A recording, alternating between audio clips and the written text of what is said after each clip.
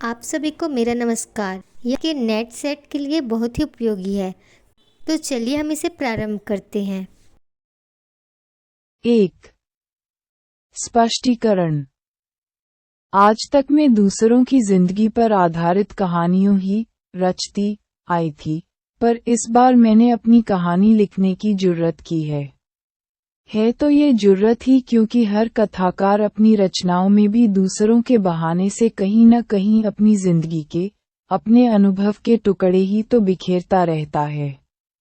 कहीं उसके विचार और विश्वास गुथे हुए हैं तो कहीं उसके उल्लास और अवसाद के क्षण, कहीं उसके सपने और उसकी आकांक्षाएं अंकित हैं तो कहीं धिक्कार और प्रताड़ना के गार। इतना सब जानने महसूसने के बावजूद अगर मैंने इसे लिखा तो केवल इसलिए कि दूसरों की कहानियां रचते समय मुझे अपनी कल्पना की उड़ान के लिए पूरी छूट रहती थी, जिसके चलते मैं उनकी जिंदगी से जुड़ी घटनाओं को जितना चाहती काटती छोड़ती बदलती बढ़ाती रहती थी, क्योंकि उस समय मेरा लक्ष्य न सामने वाला व्यक्ति रहता था, न उसकी जिंदगी की किसी घटना या अनुभव को उकेरना। वह तब तो मेरे लिए निमित्त मात्र रहता था, जिसे माध्यम बनाकर मैं हमेशा उसके अनुभव को सीमित दायरे से निकालकर किसी व्यापक संदर्भ के साथ जोड़ने की कोशिश करती थी, ताकि उसके अनुभव के साथ अनेक दूसरे भी तादात्म्य स्थापित कर सकें, यानी वह सबका अनुभव बन सके। पर अपनी कहानी लिखते समय सबसे पहले तो मुझे अपनी कल्पना के पर ही कतर कर एक और सरका देने पड़े, क्योंकि यहाँ तो निमित्त भी में ही थी और लक्ष्य भी में ही। यहाँ न किसी के साथ तादात्म्य स्थापित करने की अपेक्षा थी, न संभावना। ये शुद्ध मेरी ही कहानी है और इसे मेरा ही रहना था, इसलिए न कुछ बदलने बढ़ाने की आवश्यकता थी, न काटने छौटने की। यहाँ मुझे केवल उन्हीं स्थितियों का ब्यौरा प्रस्तुत करना था, वो भी जस का तस, जिनसे मैं गुजरी। दूसरे शब्दों में कहूँ तो जो कुछ मैंने देखा, जाना, अनुभव किया, शब्दशः उसी का लेखा जोखा है ये कहानी। जहाँ मेरे लेखन के क्रमिक विकास, उससे जुड़ी घटनाओं, मुझे सहेजते संवारते, जोड़ते तोड़ते संपर्कों संबंधों पर ही केंद्रित रहना इसकी सीमा है, वहीं इसकी अनिवार्यता भी। बस, शायद वहीं दूसरे पर कहानियों रचने की विधा अपने पर कहानी लिखने से अलग जा पड़ती है। आगे बढ़ने से पहले एक बात अच्छी तरह स्पष्ट कर देना चाहती हूँ कि यह मेरी आत्मकथा कतई नहीं है, इसीलिए मैंने इसका शीर्षक भी एक कहानी यह भी ही रखा। जिस तरह कहानी जिंदगी का एक अंश मात्र ही होती है, एक पक्ष, एक पहलू, उसी तरह ये भी मेरी जिंदगी का एक टुकड़ा मात्र ही है, जो मुख्यतः मेरे लेखकीय व्यक्तित्व और मेरी लेखन यात्रा पर केंद्रित है।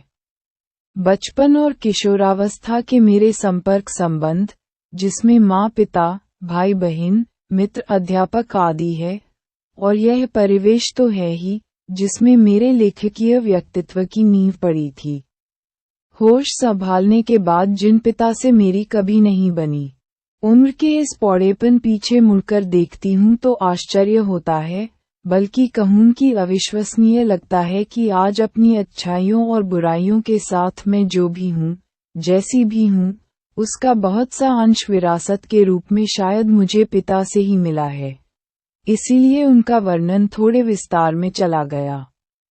फिर लेखन की शुरुआत का पहला चरण और उसकी विकास यात्रा, जो बेहद मंदर गति से चलने के बावजूद नाटक, उपन्यास और पटकथा लेखन तक तो फैली। अन्य विधाओं पर तो कभी प्रयोग ही नहीं किया। जानती हैं, वे सब मेरी सामर्थ्य की सीमा के बाहर हैं। अपनी विधा की रचनाओं के दौरान इनसे संबंधित व्यक्तियों और स्थितियों के जो दिलचस्प अनुभव हुए, उनका संक्षिप्त ब्यौरा इस कहानी का प्रमुख हिस्सा है। अपनी इस लेखकीय यात्रा में लेखक बंधुओं और लेखन में रुचि रखने वाले लोगों का जुड़ते चले जाना स्वाभाविक भी या और अनिवार्य भी। फिर तो आज तक यही सहयात्री रहे मेरे, और इन्हीं के स्नेह सहयोग से मेरी जिंदगी का छोटा बड़ा काम अंजाम भी पाता रहा। मेरी जिंदगी का अभिन्न हिस्सा होने के कारण कुछ साहित्येतर संबंधों की उपस्थिति अनिवार्य थी। जहां मैं हूं, चाहे जिस रूप में भी, उन्हें तो होना ही था। हाँ, कुछ लोग एक झोंके की तरह आकर मात्र मेरी संवेदना को ही नहीं झकझोर गए बल्कि मेरे सामने कुछ अनुत्तरित प्रश्न भी छोड़ गए, और जब तक इन प्रश्नों के उत्तर नहीं मिल जाते, हो सकता है तब तक ये भी मेरे साथ ही बने रहें। अपने निश्चल स्नेह और सहयोग से जिन्होंने जीवन के प्रति मेरी आस्था को बढ़ाया, उन्हें मैं भूल सकती हूँ क्या? इसमें कोई संदेह नहीं कि मेरा अस्तित्व ही इन साहित्येतर मित्रों पर ही टिका हुआ है। इसलिए ये हैं तो मैं हूँ। इनके बिना तो मेरी कहानी बन ही नहीं सकती थी। उसके बावजूद मैंने इनमें से किसी का भी व्यक्तित्व विश्लेषण नहीं किया। हो सकता है कि इसके मूल में यही बात रही हो कि अपनी कहानी के बीच दूसरों की कहानी क्यों डाली जाए। इनका कहीं और उपयोग नहीं किया जा सकता। ज्यादा सार्थक उपयोग। यूं छोटी मोटी टिप्पणियां तो जरूर की हैं, पर वे या तो उनको परिचित कराने के लिए या फिर किसी संदर्भ विशेष के चलते। कोई भी लेखक न तो संपर्क संबंधविहीन हो सकता है, न परिवेश निरपेक्ष, इसलिए उन घटनाओं को तो इसका अनिवार्य हिस्सा होना ही था, जिन्होंने मात्र मेरी संवेदना को ही नहीं बल्कि पूरे देश को झकझोर कर रख दिया था। उससे जुड़े वे छोटे बड़े प्रसंग, जिन्होंने कभी मुझे आहत किया, कभी बेहद क्षुब्ध तो कभी मुझ नासमझ के भ्रम भंग भी किए। यूं भी एक लेखक की यात्रा होती ही क्या है, बस उसकी दृष्टि परिवार के छोटे से दायरे से निकलकर धीरे धीरे अपने आसपास के परिवेश को समेटते हुए समाज और देश तक फैलती चलती है। इस प्रक्रिया के दौरान होने वाले अनुभव उसे केवल समृद्ध ही नहीं करते, उसकी दृष्टि को साफ और संवेदना को प्रसार भी करते हैं। हाँ, अब ये लेखक की अपनी सामर्थ्य पर निर्भर करता है किस हद तक वह इन अनुभवों का रचनात्मक उपयोग कर सकता है।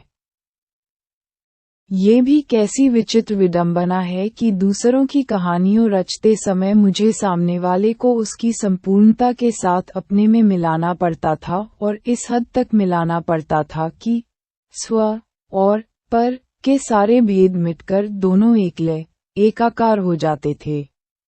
पर अपनी कहानी लिखते समय तो मुझे अपने को अपने से ही काटकर बिल्कुल अलग कर देना पड़ा। यह निहायत जरूरी था, और इस विधा की अनिवार्य शर्त तटस्थता की मांग भी कि लिखने वाली मन्नू और जीने वाली मन्नू के बीच पर्याप्त फासला बनाकर रख सकूं। अब इसमें कहाँ तक सफल हो सकी हूँ, इसके निर्णायक तो पाठक ही होंगे। मुझे तो न इसका दावा है, न दर्श। लेखन और साहित्य से हटकर अपने निजी जीवन की त्रासदियों भरे पूरक प्रसंग को लेखकीय जीवन पर केंद्रित अपनी इस कहानी में सम्मिलित किया जाए या नहीं, इस दुविधा ने कई दिनों तक मुझे परेशान रखा। अपने कुछ घनिष्ठ मित्रों से सलाह ली और उनके आग्रह पर अंततः इसे सम्मिलित करने का निर्णय ही लिया। बाद में तो मैं भी सोचने लगी कि मेरा और राजेंद्र का संबंध जितना निजता और अंतरंगता के दायरे में आता है, उससे कहीं अधिक लेखन के दायरे में आता है। लेखन के कारण ही हमने विवाह किया था, हम पति पत्नी बने थे। उस समय मुझे लगता था कि राजेंद्र से विवाह करते ही लेखन के लिए तो जैसे राजमार्ग खुल जाएगा, और उस समय यही मेरा एकमात्र काम्य था। उस समय कैसे मैं ये भूल गई कि शादी करते ही मेरे व्यक्तित्व के दो हिस्से हो जाएंगे, लेखक और पत्नी। इसमें कोई संदेह नहीं कि मेरे लेखकीय व्यक्तित्व को राजेंद्र ने जरूर प्रेरित और प्रोत्साहित किया। इनके साथ मिलने वाला साहित्यिक वातावरण, होने वाली गप गोष्ठियों मेरे बहुत बड़े प्रेरणा स्रोत भी रहे। लेकिन मेरे व्यक्तित्व का पत्नी रूप इस पर राजेंद्र निरंतर जो और जैसे प्रहार करते रहे, उसका परिणाम तो मेरे लेखक ने ही भोगा।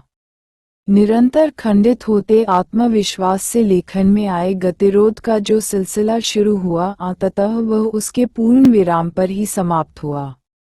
इसलिए पूरक प्रसंग की सारी बातें लगने को मेरे निजी जीवन से संबंधित ही लगेंगी, पर जुड़ी हुई तो मेरे लेखन से ही हैं, बल्कि मेरे लेखकीय जीवन का अभिन्न हिस्सा हैं। हाँ, यह मैं बहुत बहुत ईमानदारी के साथ कह सकती हूँ कि मैंने न तो इसमें वर्णित तथ्यों को तोड़ने मरोड़ने की कोशिश की है, न अपनी किसी दुर्भावना के चलते उन्हें विकृत करने की। जो कुछ भी लिखा, एक आवेगहीन तत्स्थता के साथ ही लिखा है। मन्नू भंडारी। लेखन एक अनवरत यात्रा जिसका न कोई अंत है, न मंजिल। बस निरंतर बलते चले जाना ही जिसकी अनिवार्यता है, शायद नियति भी। हर रचना एक पड़ाव, जिसमें यहाँ तक पहुँचने के सुख संतोष से ज्यादा आगे जाने का उत्साह भरा रहता है। पर कभी कभी यह क्रम उलट भी जाता है।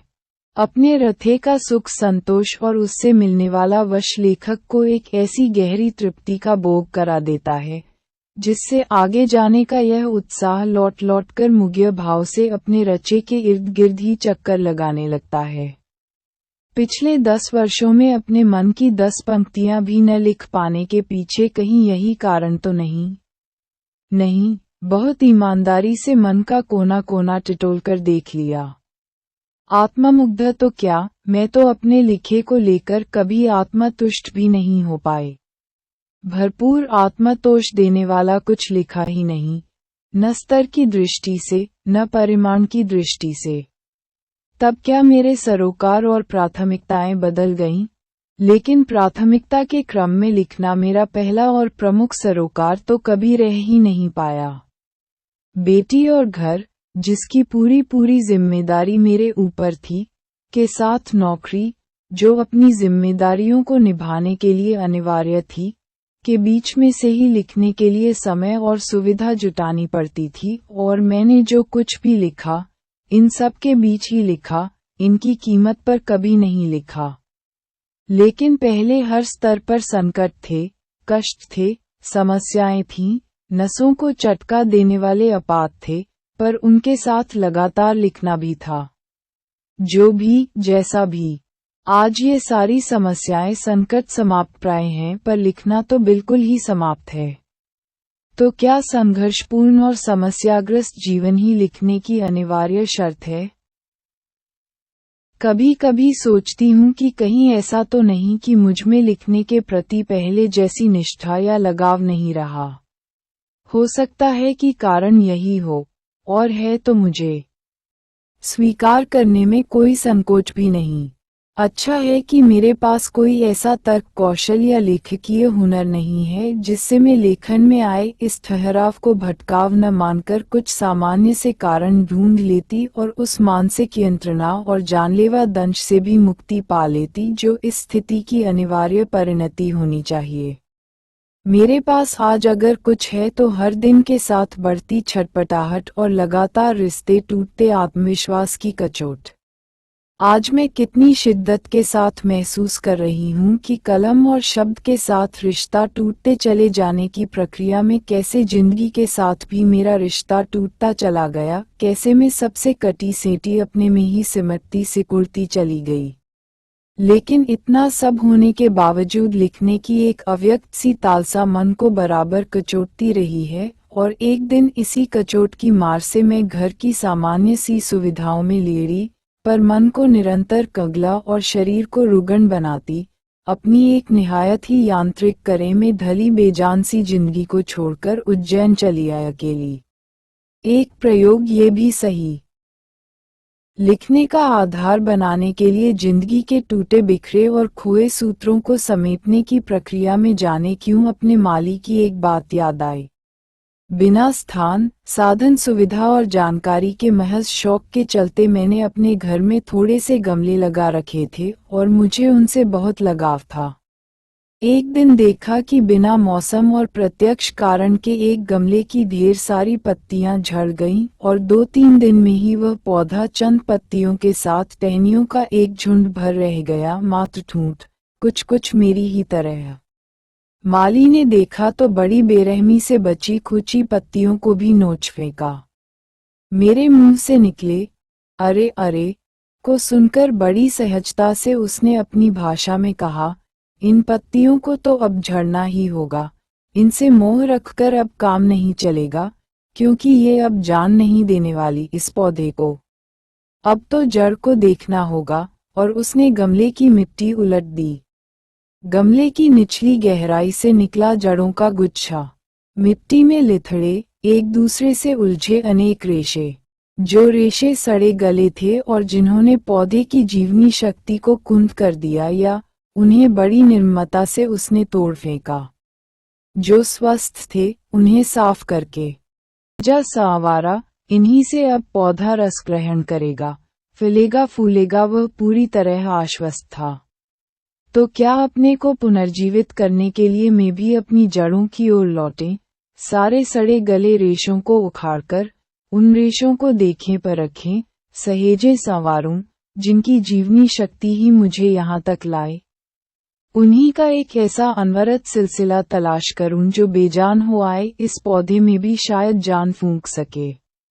आगे बढ़ने के लिए पीछे मुड़कर देखना सहायक ही नहीं, कभी कभी अनिवार्य भी नहीं हो जाता।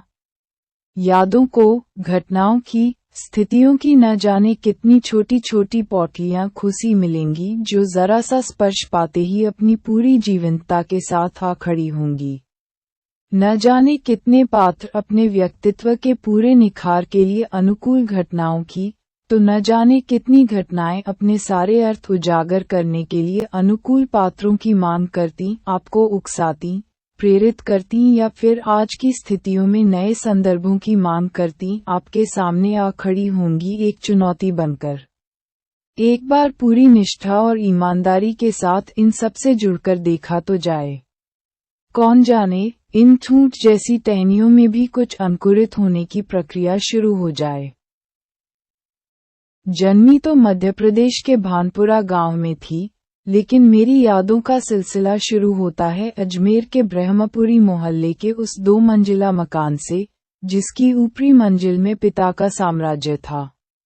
वहां निहायत अव्यवस्थित ढंग से फैली बिखरी पुस्तकों, पत्रिकाओं और अखबारों के बीच वे या तो कुछ पढ़ते रहते थे या फिर डिक्टेशन देते रहते थे। नीचे हम सब भाई बहनों के साथ रहती थीं हमारी बेपड़ी लिखी व्यक्तित्वहीन माँ। सवेरे से शाम तक हम सबकी इच्छाओं और पिताजी की आज्ञाओं का पालन करने के लिए सदैव तत्पर। अजमेर से पहले पिताजी इंदौर में थे, जहां उनकी बड़ी प्रतिष्ठा थी, सम्मान या नाम था।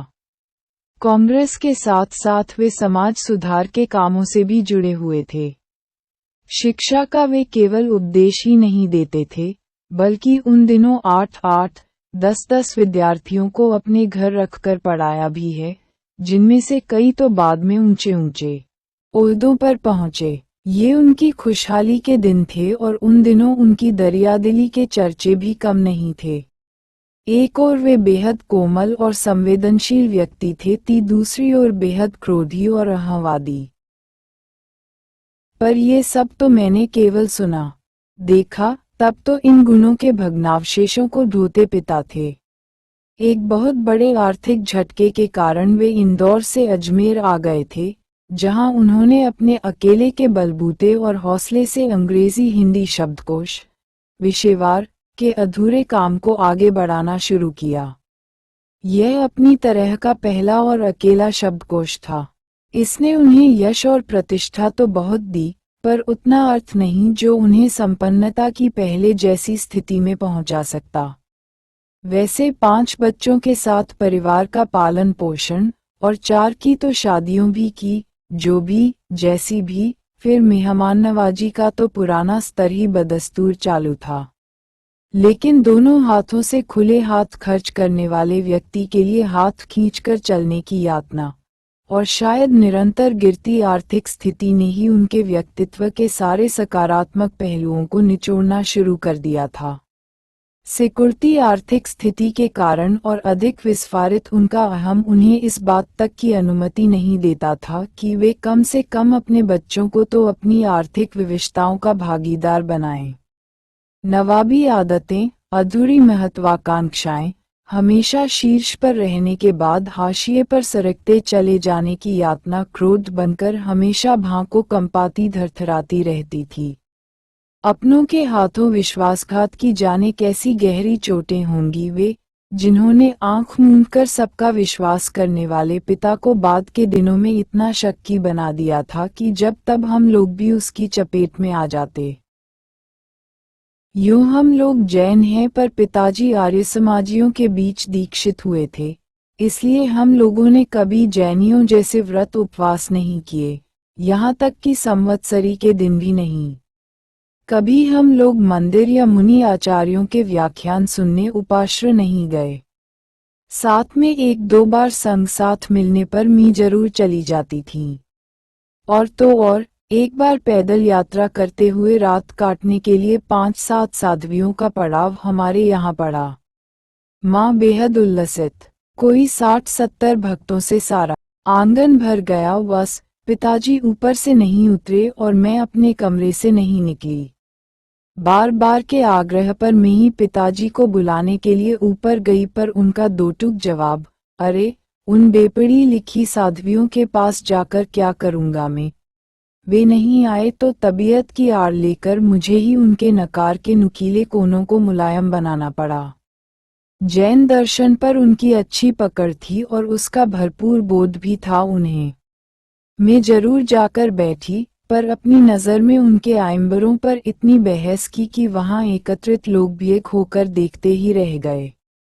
मारवाड़ी परिवार, लड़की की जात, नीची नज़र और बंद जुबान का ठप्पा जिस पर जन्म के साथ ही चस्पा कर दिया जाता था, और ये तेवर, ये हौसला मदों के बीच बैठकर साध्वियों से बहस। उन्हें क्या पता कि बहस करने की फितरत तो घुट्टी में मिली थी हमें। आर्य समाजियों वाले हवन यज्ञ और मंत्रोच्चार भी कभी नहीं हुए हमारे यहाँ। पिताजी ने उनका समाज सुधार वाला पक्ष ही अपनाया था। आज से करीब 68 साल पहले बिना घूंघट पर्दे के की गई बहन की शादी काफी क्रांतिकारी कदम था। लड़कियों को तुर्कों की तरह पढ़ाना, बाल विवाह और अन्य सामाजिक कुरीतियों का विरोध, आडंबरों और ढकोसलों की छुट्टी, बचपन से यही सब देखा हमने। याद नहीं घर में कोई धार्मिक अनुष्ठान देखा हो कभी। जैनी होने के बावजूद पड़ोसियों की देखा देखी हम लोग जन्माष्टमी की झांकी जरूर सजाते थे, पर उसमें धर्म से ज्यादा सजाने का शौक प्रमुख रहता था। त्योहारों में केवल दिवाली मनाते थे। हाँ, उस दिन जरूर पूजा की थाली सजाई जाती थी और पिताजी माँ के बताए बताए लक्ष्मी गणेश की मूर्तियों पर रोली, चावल, मिठाई, पानी, फूल आदि डालकर हाथ जोड़ते और 5 मिनट में पूजा से निवृत्त ही लेते। उनका असली त्योहार तो उस दिन होता जिस दिन उनके कोष का कोई नया भाग उपकर आता, या फिर कोई बहुत बड़ा ऑर्डर आता। उस दिन वे उतने ही कोमल, वत्सल और दरियादिल हो जाते थे। पिता, वात्सल्य से भरे पिता। एक ही आदमी के कितने कितने रूप होते हैं, यह मैंने तभी जाना था। ये पितृ गाथा में इसलिए नहीं गा रही कि मुझे उनका गौरव गान करना है, बल्कि मैं तो ये देखना चाहती हूँ कि उनके व्यक्तित्व की कौन सी खूबी और। आंगन भर गया। बस पिताजी ऊपर से नहीं उतरे और मैं अपने कमरे से नहीं निकली। बार बार के आग्रह पर मैं ही पिताजी को बुलाने के लिए ऊपर गई पर उनका दो टूक जवाब, अरे उन बेपड़ी लिखी साध्वियों के पास जाकर क्या करूंगा मैं। ये नहीं आए तो तबीयत की आड़ लेकर मुझे ही उनके नकार के नुकीले कोनों को मुलायम बनाना पड़ा। जैन दर्शन पर उनकी अच्छी पकड़ थी और उसका भरपूर बोध भी था उन्हें। मैं जरूर जाकर बैठी, पर अपनी नज़र में उनके आहंबरों पर इतनी बहस की कि वहां एकत्रित लोग भौचक होकर देखते ही रह गए। मारवाड़ी परिवार, लड़की की जात, नीची नज़र और बंद जुबान का ठप्पा जिस पर जन्म के साथ ही चस्पा कर दिया जाता था, और ये तेवर, ये हौसला मदों के बीच बैठकर साध्वियों से बहस। उन्हें क्या पता कि बहस करने की फितरत तो घुट्टी में मिली थी हमें। आर्य समाजियों वाले हवन यज्ञ और मंत्रोच्चार भी कभी नहीं हुए हमारे यहाँ। पिताजी ने उनका समाज सुधार वाला पक्ष ही अपनाया था। आज से करीब 68 साल पहले बिना घूंघट पर्दे के की गई बहन की शादी काफी क्रांतिकारी कदम था। लड़कियों को लड़कों की तरह पढ़ाना, बाल विवाह और अन्य सामाजिक कुरीतियों का विरोध, आडंबरों और ढकोसलों की छुट्टी, बचपन से यही सब देखा हमने। याद नहीं घर में कोई धार्मिक अनुष्ठान देखा हो कभी। जैनी होने के बावजूद पड़ोसियों की देखा देखी हम लोग जन्माष्टमी की झांकी जरूर सजाते थे, पर उसमें धर्म से ज्यादा सजाने का शौक प्रमुख रहता था। त्योहारों में केवल दिवाली मनाते थे। हाँ, उस दिन जरूर पूजा की थाली सजाई जाती थी और पिताजी माँ के बताए बताए लक्ष्मी गणेश की मूर्तियों पर रोली, चावल, मिठाई, पानी, फूल आदि डालकर हाथ जोड़ते और 5 मिनट में पूजा से निवृत्त हो लेते। उनका असली त्योहार तो उस दिन होता जिस दिन उनके कोष का कोई नया भाग उपकर आता, या फिर कोई बहुत बड़ा ऑर्डर आता। उस दिन वे उतने ही कोमल, वत्सल और दरियादिल हो जाते थे। पिता, वात्सल्य से भरे पिता। एक ही आदमी के कितने कितने रूप होते हैं, वह मैंने तभी जाना था। ये पितृ गाथा मैं इसलिए नहीं गा रही कि मुझे उनका गौरव गान करना है, बल्कि मैं तो ये देखना चाहती हूँ कि उनके व्यक्तित्व की कौन सी खूबी और खामियों मेरे व्यक्तित्व के ताने बाने में गुंधी हुई हैं, या कि अनजाने अनचाहे किए उनके व्यवहार ने मेरे भीतर किन ग्रंथियों को जन्म दे दिया। मैं काली हैं, बचपन में दुबली और मरियल भी थी।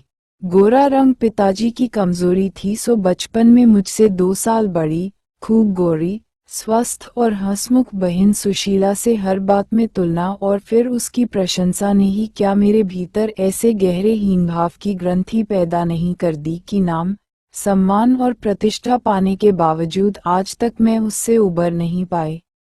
आज भी परिचय करवाते समय जब कोई तरह तरह के विशेषण लगाकर मेरी लेखकीय उपलब्धियों का जिक्र करने लगता है, तो मैं संकोच से सिमट ही नहीं जाती बल्कि गड़ने गड़ने को हो आती हूँ।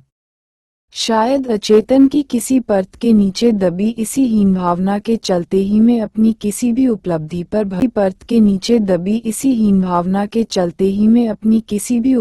पर भरोसा नहीं कर पाती। सब कुछ मुझे तुक्का ही लगता है। पिताजी के जिस शक की स्वभाव पर मैं कभी मन न बना जाती थी, आज एकाएक अपने खंडित विश्वासों की व्यथा के नीचे मुझे उनके शक की स्वभाव की झलक ही दिखाई देती है। बहुत अपनों के हाथों विश्वासघात की गहरी व्यथा से उपजा शक। होश संभालने के बाद से ही जिन पिताजी से किसी न किसी बात पर हमेशा मेरी टक्कर चलती रही, वे तो न जाने कितने रूपों में मुझ में हैं। कहीं कुंठाओं के रूप में, कहीं प्रतिक्रिया के रूप में, तो कहीं प्रतिच्छाया के रूप में। केवल बाहरी भिन्नता के आधार पर अपनी परंपराओं और पीढ़ियों को नकारने वालों को क्या सचमुच इस बात का बिल्कुल एहसास नहीं होता कि उनका आस्म अतीत किस कदर उनके भीतर जड़ जमाए बैठा रहता है। समय का प्रवाह भले ही हमें विपरीत दिशाओं में बहाकर ले जाए, स्थितियों का दबाव भले ही हमारा रूप बदल दे, हमें पूरी तरह उससे मुक्त तो नहीं कर सकता। पिता का चरित्र अपनी सारी गरिमा, सारी करुणा और सारे अंतर्विरोधों के साथ मेरे मन में ज्यों का त्यों अंकित है। बार बार मुझे लिखने के लिए प्रेरित भी करता है, लेकिन कभी साहस नहीं हुआ कि उन पर कलम चलाऊं। जानती हूँ, मैं उनके बहुआयामी व्यक्तित्व के साथ न्याय नहीं कर पाऊंगी, कुछ अपनी सीमा के कारण तो कुछ अपने पूर्वग्रहों के कारण। पिता के ठीक विपरीत थी हमारी बेपड़ी लिखी माँ, घरती से कुछ ज्यादा ही। खामियां मेरे व्यक्तित्व के ताने बाने में गुदी हुई हैं, या कि अनजाने अनचाहे किए उनके व्यवहार ने मेरे भीतर किन ग्रंथियों को जन्म दे दिया। मैं काली हूँ, बचपन में दुबली और मरियल भी थी। गोरा रंग पिताजी की कमजोरी थी, सो बचपन में मुझसे 2 साल बड़ी, खूब गोरी, स्वस्थ और हंसमुख बहन सुशीला से हर बात में तुलना और फिर उसकी प्रशंसा ने ही क्या मेरे भीतर ऐसे गहरे हीन भाव की ग्रंथि पैदा नहीं कर दी कि नाम, सम्मान और प्रतिष्ठा पाने के बावजूद आज तक मैं उससे उबर नहीं पाई। आज भी परिचय करवाते समय जब कोई तरह तरह के विशेषण लगाकर मेरी लेखकीय उपलब्धियों का जिक्र करने लगता है तो मैं संकोच से सिमट ही नहीं जाती बल्कि गड़ने गड़ने को हो आती हूँ।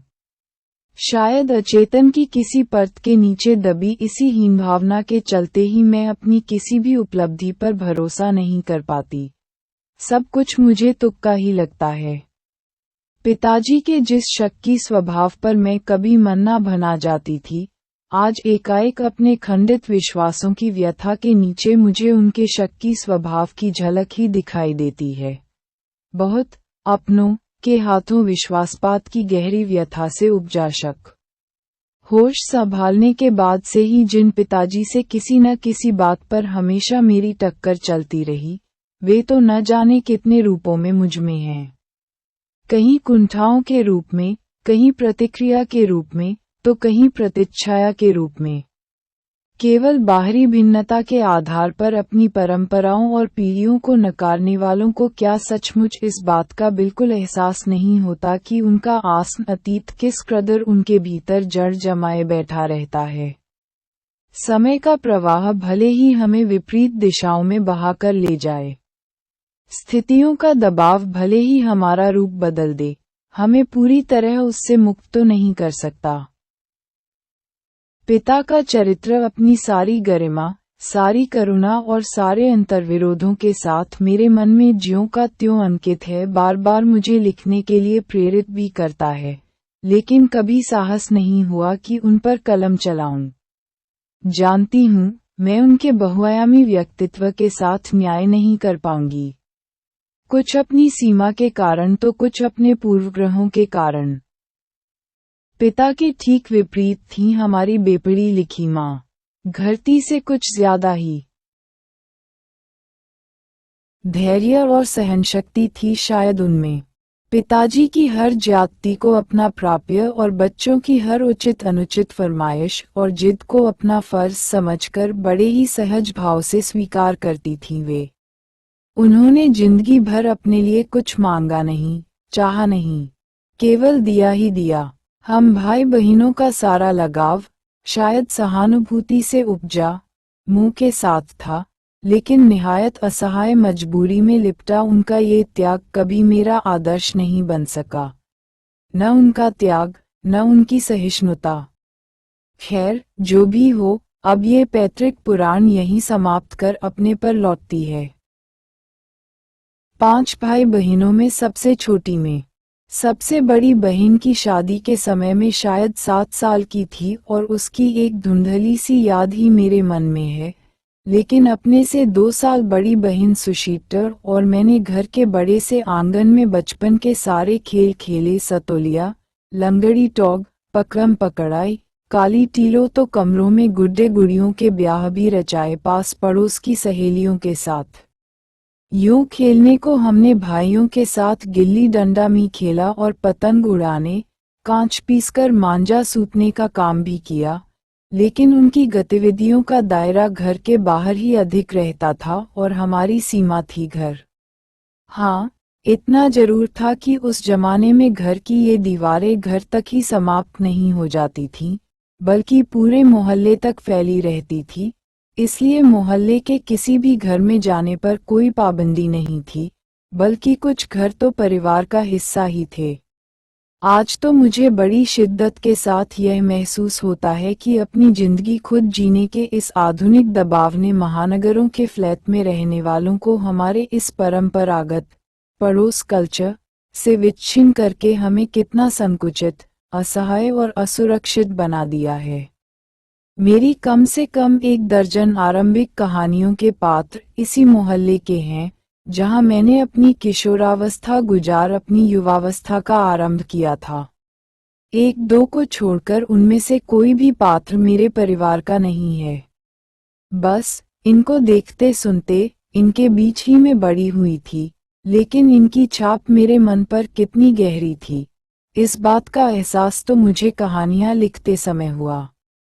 इतने वर्षों के अंतराल ने भी उनकी भाव भंगिमा, भाषा किसी को भी धुंधला नहीं किया था, और बिना किसी विशेष प्रयास के बड़े सहज भाव से वे उतरते चले गए थे।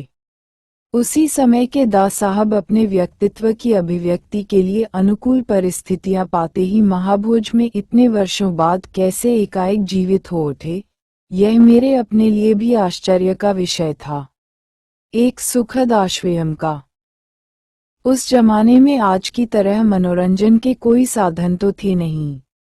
महीने 2 महीने में भाइयों के साथ सिनेमा जाने की अनुमति मिलती थी। उत्सव जैसा लगता था।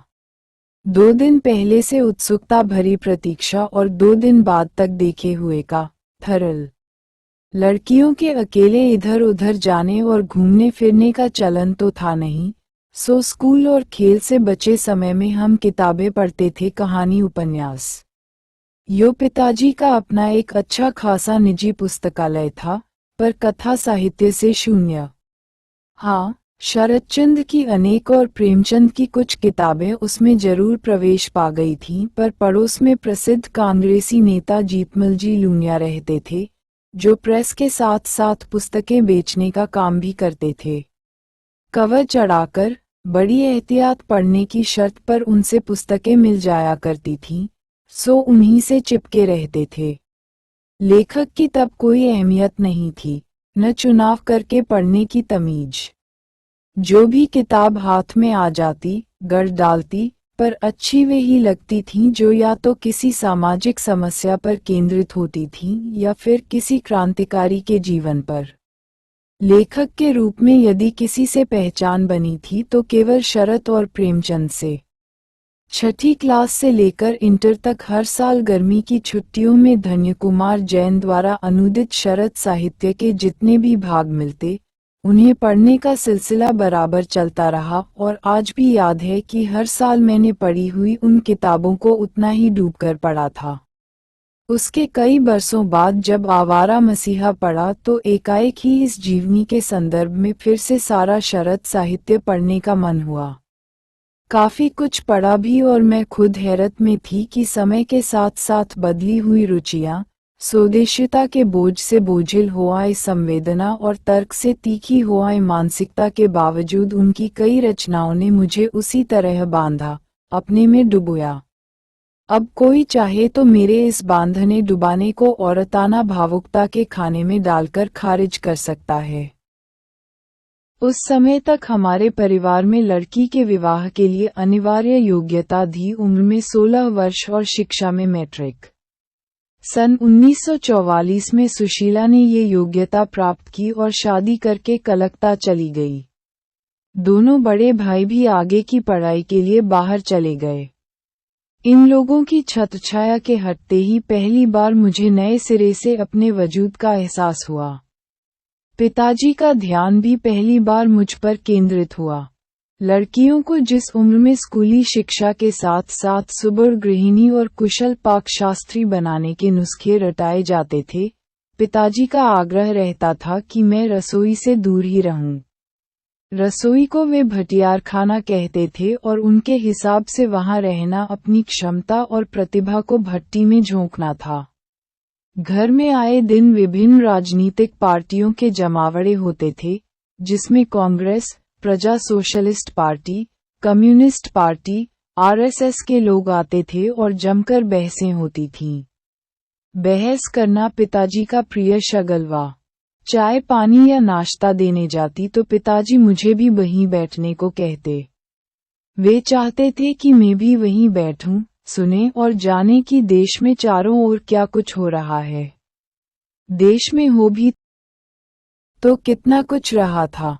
42 के आंदोलन के बाद से तो सारा देश जैसे खिल रहा था।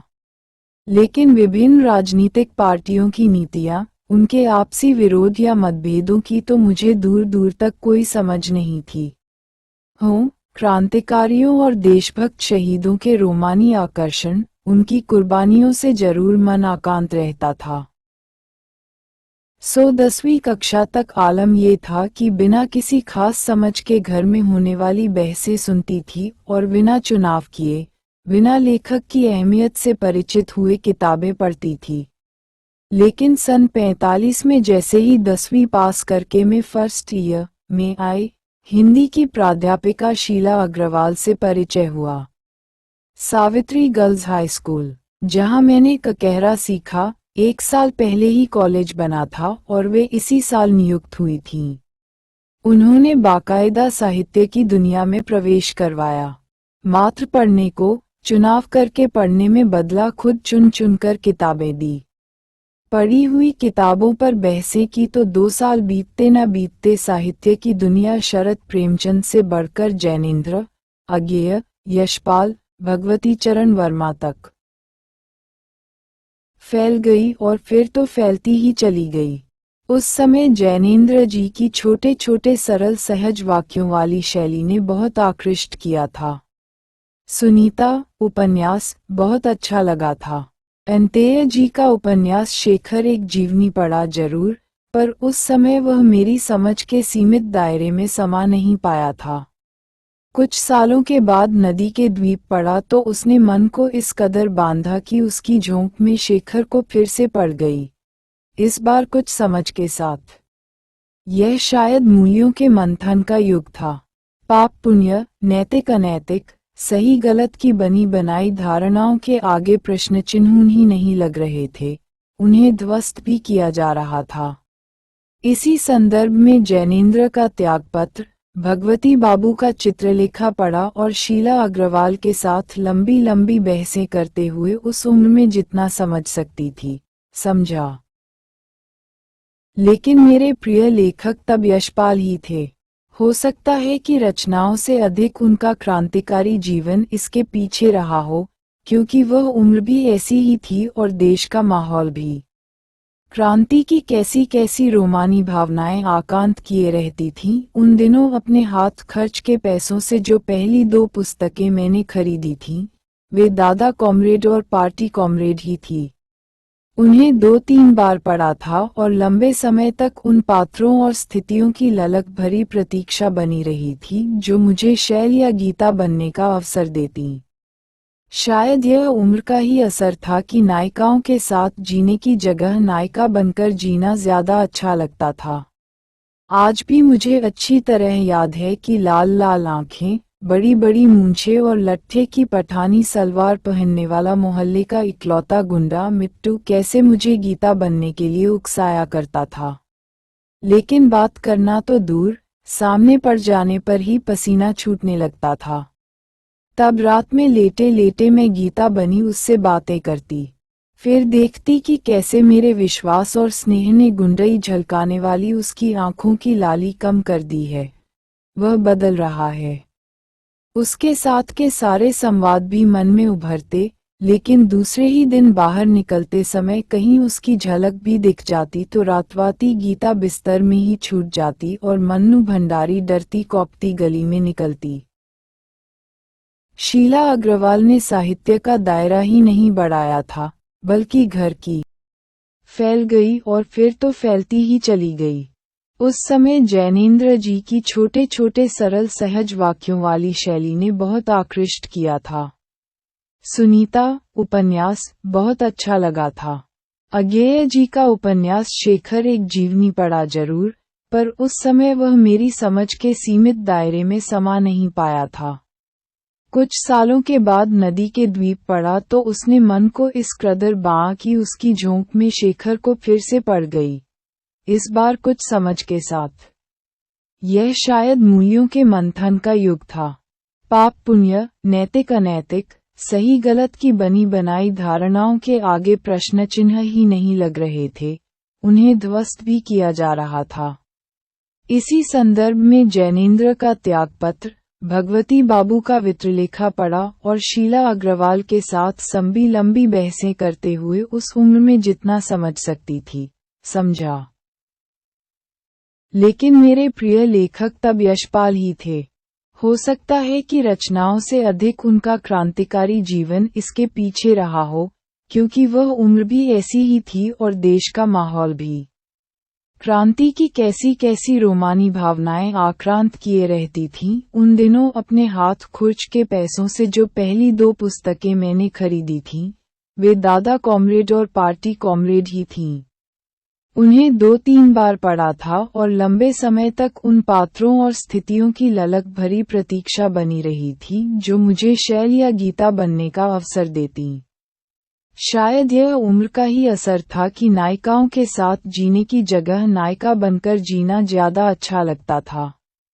आज भी मुझे अच्छी तरह याद है कि लाल ताल आंखें, बड़ी बड़ी मूंछें और लट्ठे की पठानी सलवार पहनने वाला मोहल्ले का इकलौता गुंडा मिट्टू कैसे मुझे गीता बनने के लिए उकसाया करता था। लेकिन बात करना तो दूर, सामने पड़ जाने पर ही पसीना छूटने लगता था। तब रात में लेटे लेटे मैं गीता बनी उससे बातें करती। फिर देखती कि कैसे मेरे विश्वास और स्नेह ने गुंडई झलकाने वाली उसकी आंखों की लाली कम कर दी है। वह बदल रहा है।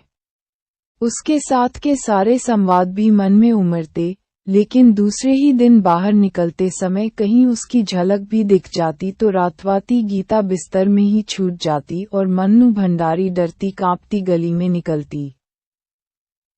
शीला अग्रवाल ने साहित्य का दायरा ही नहीं बढ़ाया था, बल्कि घर की चारदीवारी के बीच बैठकर देश को स्थितियों को जानने समझने का जो सिलसिला पिताजी ने शुरू किया था, उन्होंने वहां से खींचकर उसे भी स्थितियों की सक्रिय भागीदारी में बदल दिया। सन 46-47 के वे दिन, वे स्थितियां, उनमें वैसे भी घर में बैठे रहना संभव था। भला प्रमाद फेरियां, हड़तालें, जुलूस, भाषण हर शहर का चरित्र था और पूरे दमखम और जोश खरोश के साथ इन सब से जुड़ना हर युवा का उन्माद। मैं भी युवा थी और शीला अग्रवाल की जोशीली बातों ने रगों में बहते खून को लावे में बदल दिया था। स्थिति यह हुई कि एक बवंडर शहर में मचा हुआ था और एक घर में। पिताजी की आज़ादी की सीमा यहीं तक थी कि उनकी उपस्थिति में घर में आए लोगों के बीच उर्दू वेदें, जाने समझें, हाथ उठा उठाकर नारे लगाती, हड़तालें करवाती, लड़कों के साथ शहर की सड़कें नापती। लड़की को अपनी सारी आधुनिकता के बावजूद बर्दाश्त करना उनके लिए मुश्किल हो रहा था तो किसी की दी हुई आज़ादी के दायरे में चलना मेरे लिए। जब रगों में लहू की जगह लावा बहता हो तो सारे निषेध, सारी वर्जनाएं और सारा भय कैसे ध्वस्त हो जाता है, ये तभी जाना। और अपने क्रोध से सबको बरथरा देने वाले पिताजी से टक्कर लेने का जो सिलसिला तब शुरू हुआ था, राजेंद्र से शादी की, तब तक वह चलता ही रहा। यश कामना, बल्कि कहूं कि यश लिप्सा, पिताजी की सबसे बड़ी दुर्बलता थी और उनके जीवन की धुरी था ये सिद्धांत कि व्यक्ति को कुछ विशिष्ट बनकर जीना चाहिए, कुछ ऐसे काम करने चाहिए कि समाज में उसका नाम हो, सम्मान हो, प्रतिष्ठा हो, वर्चस्व हो। इसके चलते ही मैं एक बार उनके कोप से बच गई थी।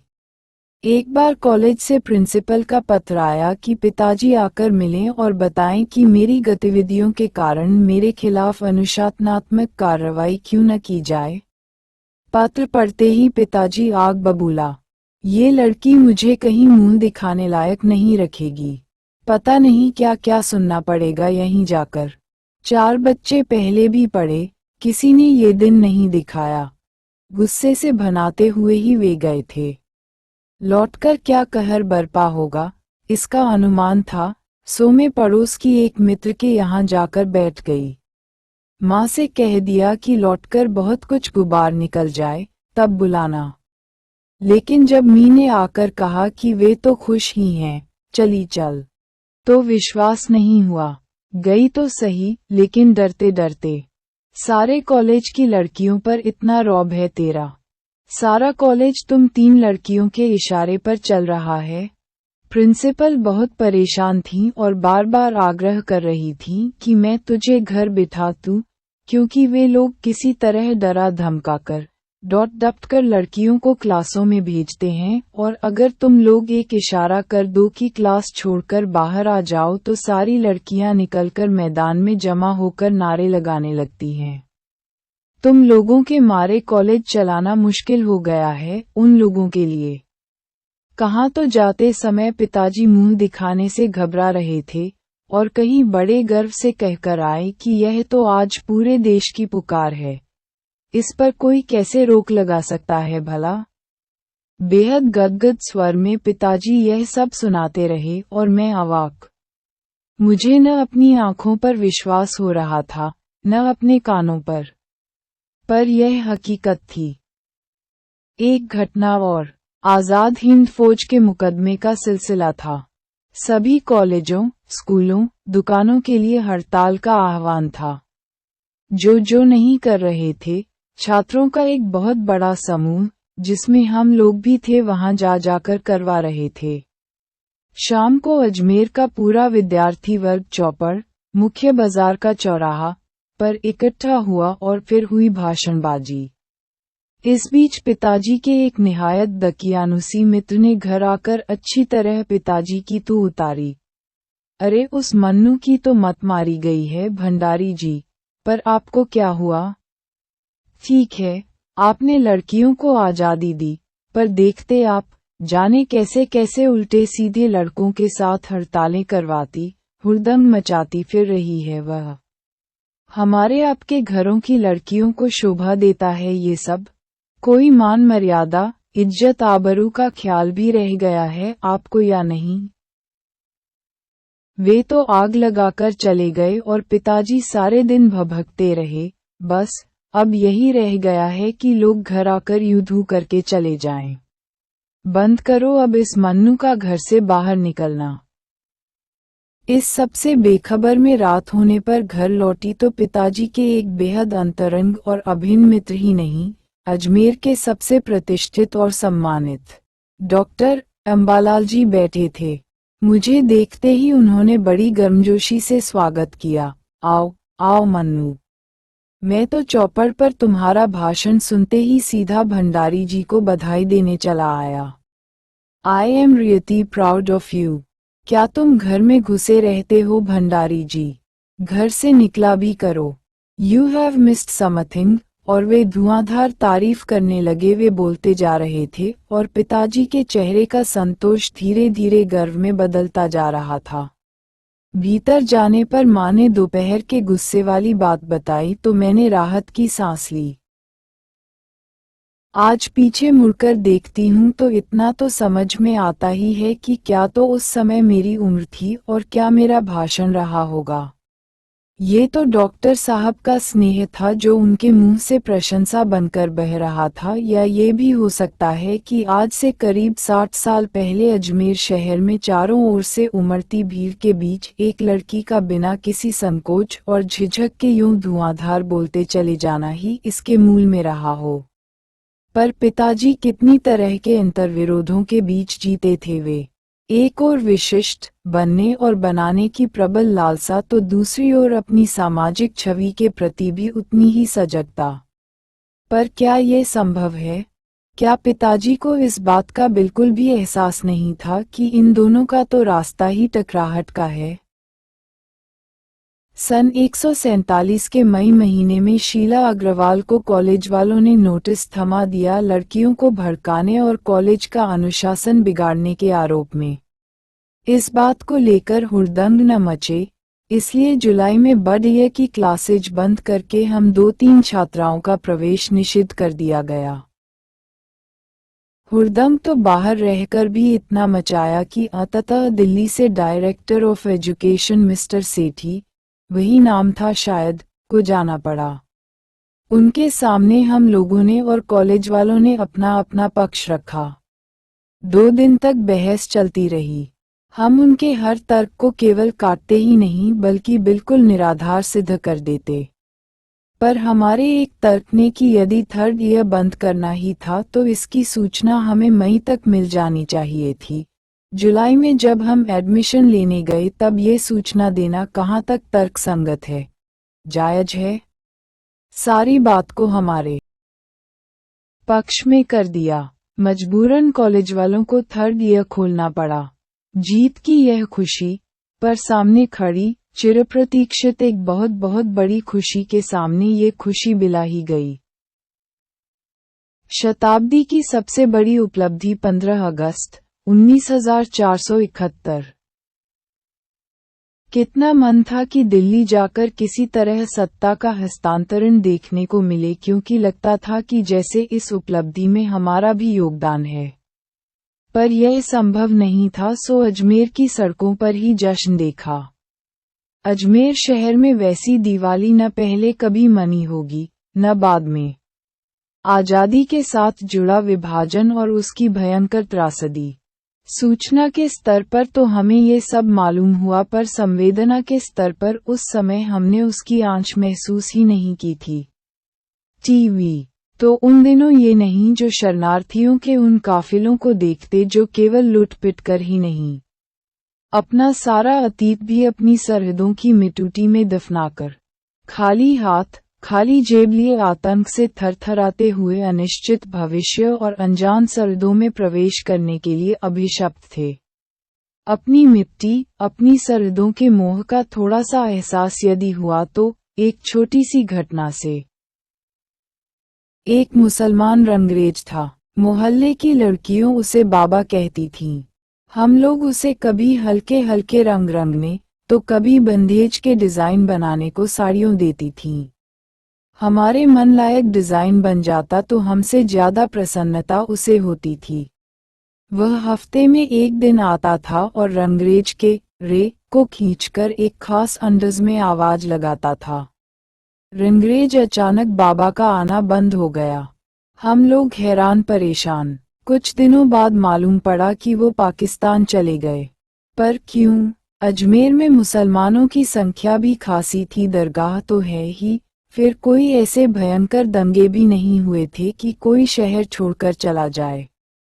क्या तकलीफ थी बाबा को? किससे डर था? खैर, मैं भी अजमेर छोड़कर कलकत्ता चली गई थी, सो बात आई गई हो गई। कलकत्ता में मैंने कॉलेज तो ज्वाइन किया नहीं था, सो कुछ महीने कलकत्ता और कुछ महीने अजमेर रहती थी। कोई 2.5-3 साल बाद की बात है। मैं अजमेर में थी और एक दिन अचानक सुना रंगरेज। मैं चौंकी, फिर सोचा ये भ्रम है कि तभी उस आवाज की पुनरावृत्ति। दौड़कर मैं ही बाहर नहीं आई, अड़ोस पड़ोस की 2-4 लड़कियों भाभियां और निकल आई। हम सबसे घिरा, दोनों हथेलियों में माथा टिकाए जमीन पर गुमसुम बैठा बाबा और प्रश्नों की झड़ी लगाती हम सब लोग। कहीं चले गए? क्यों चले गए थे? तुम्हें क्या जरूरत थी जाने की? अचानक बाबा फफक कर रो पड़ा और बार बार जमीन से मिट्टी उठा उठाकर माथे से लगाने लगा। अनवरत आंसुओं और हिचकियों के बीच बस एक ही वाक्य उसके मुंह से निकलता जा रहा था, अपनी मिट्टी को छोड़कर कोई रह सकता है क्या? अपनी माँ को छोड़कर कोई रह सकता है क्या? राजस्थानी भाषा में वह यही वाक्य बार बार दोहराए जा रहा था। वहाँ के सभी रंगरेज और अनेक मुसलमान ठेठ राजस्थानी ही बोलते हैं, जैसे बंगाल के मुसलमान बंगला बोलते हैं।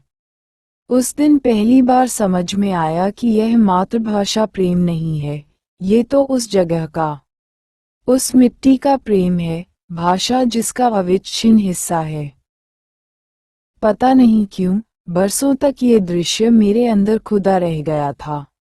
उसके बाद तो जब भी सरहदों के बंटवारे की बात या विस्थापन की बात पड़ती सुनती, ये दृश्य फिर सजीव हो उठता। सिर पर बैठे हुक्मरान सनक में लिपटे अपने अहम की तुष्टि के लिए सरहदों को जब जोड़ते तोड़ते, घटाते बढ़ाते रहते हैं, तो क्या एक बार भी उन्हें अपनी जमीन से जुड़े, अपनी जमीन को जान से भी ज्यादा प्यार करने वाले लोगों का ध्यान नहीं आता? खैर, यह एक अवान्तर प्रसंग है जो आज तो एक भावुकता भरा प्रलाप भी लग सकता है, शायद लगेगा भी, पर नहीं जानती। आजादी और विभाजन की बात के साथ मेरे मन में बाबा क्यों जुड़े बैठे हैं, और आजादी की बात आई तो बाबा को तो आना ही था। शीलाजी के दिल्ली के आई.पी. कॉलेज में चले जाने के बाद अब मेरे लिए भी अजमेर रहने का कोई आकर्षण नहीं रह गया था, इसलिए मैं भी अजमेर छोड़कर कलकत्ता चली गई। अपने बड़े भाई बहनों के पास चली तो गई, पर यह भी नहीं सोचा कि इससे पढ़ाई का नियमित सिलसिला टूट जाएगा। वह टूटा और बिना किसी की मदद के कलकत्ता से बीए और बनारस से एमए किया, लेकिन प्राइवेटली। पर यह मात्र डिग्री पाने का आयोजन भर था, असली शिक्षा नहीं। उन दिनों कॉलेज और यूनिवर्सिटी में आज की तरह सिर्फ पढ़ाया भर नहीं जाता था, आपके पूरे व्यक्तित्व को संवारा जाता था, और मैं उससे वंचित ही रही। इस कॉम्प्लेक्स ने भी मुझे बाद में बहुत मथा और आज भी मैं उसकी चुभन जब तब महसूस करती हूँ, बल्कि कह सकती हूँ कि बचपन की उस हीनभाव की ग्रनी पर शीला अग्रवाल ने जिससे बहुत कुछ उबारा था, एक परत और चढ़ाई इस कॉम्प्लेक्स ने। आज सोचती हूँ तो आश्चर्य होता है कि शीला नाम के साथ कैसा तो संयोग है मेरा। 15 वर्ष से 17 वर्ष की कच्ची उम्र में शीला जी ने साहस और आत्मविश्वास से भरकर उस समय चलने के लिए एक दिशा दी थी, जीवन को अर्थ दिया था। मेरी भीतरी शक्ति और व्यक्तित्व के सारे सकारात्मक पहलुओं को उजागर किया था। तो कलकत्ता में सुशीला, बड़ी बहन, ने तो जब तब मेरे अस्तित्व को ही बचाया। अपने सारे दुख दर्द, हारी बीमारी, नौकरी के साथ बच्ची को पालने के संकट, नसें चटका देने वाले मानसिक आघात और भावनात्मक झटके, तब से लेकर आज तक मैं उसी के सहारे झेलती आई हूँ। यूं तो अपने सभी बड़े भाई बहनों का अगाध स्नेह सहयोग मुझे हमेशा ही मिलता रहा है। बड़े जीजाजी ने तो मुझे हमेशा अपनी बिटिया ही समझा। जीवन में मिली अनेक नियामतों में से एक है घने रूप से जुड़ा गुंथा मेरा ये परिवार, जिसमें सगे चचेरे का कभी कोई भेद ही नहीं रहा। एक के संकट को सबने अपना संकट माना तो एक की खुशी सबको पुलकित करती चली गई। बहुत बड़ी शक्ति रही है यह मेरी पांव के नीचे की ठोस जमीन। कलकत्ता जाने के बाद पुस्तकें पढ़ने का जो क्रम टूटा था, उसे जोड़ा कोमल कोठारी ने। काफी कुछ वाया था, उन्होंने भी केवल पढ़वाया ही नहीं, बहस चर्चा भी करते थे। मैं तो उनका पढ़ाकूपन देखकर ही दंग थी, फिर कई बातों में उनका नया दृष्टिकोण। आज भी याद है जब मेरी समझ से भक्ति रंग में रेंगी हुई मीरा, जैसा कि हम पढ़ते आए थे, का क्रांतिकारी रूप उन्होंने मेरे सामने रखा था तो मैं सचमुच चकित रह गई थी। सच ही तो है, राजस्थान के राजमहलों में, जहां स्त्री की उंगली तक दिखना वर्जित है, यहाँ साधु संतों के बीच बैठकर मैजीरे बजाती, नाचती गाली मीरा से भी अधिक कोई क्रांतिकारी हो सकता है भला? आज स्वी-विमर्श की जद्दोजहद के ढोल धमाके तो देखने सुनने को बहुत मिले, लेकिन ऐसा क्रांतिकारी चरित्र तो शायद ही कहीं देखने में आया हो। और इसके साथ ही रचनाओं को, पात्रों को नए ढंग से देखने परखने का सिलसिला शुरू हुआ। आज चाहे ये बातें बहुत बचकानी लगती हों, पर उस समय मेरे लिए ऐसी छोटी छोटी बातों की भी बहुत अहमियत थी।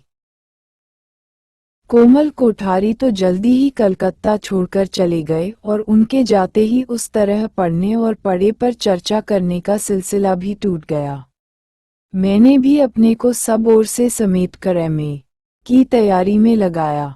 हिंदी में एमए करना है तो बनारस से करो के सुझाव ने 1 वर्ष का अंतराल तो और बढ़ा ही दिया, पर असली संकट था कि इंटर के बाद हिंदी से संबंध केवल हिंदी उपन्यासों की सरस दुनिया तक ही रह गया था। इसके चलते कहीं एमए किया जा सकता या भला, बिना किसी साथी सहयोगी और दिशा निर्देश के भाषा विज्ञान और काव्यशास्त्र जैसे उस और ठोस विषयों में डुबकी लगाना काफी कठिन लग रहा था।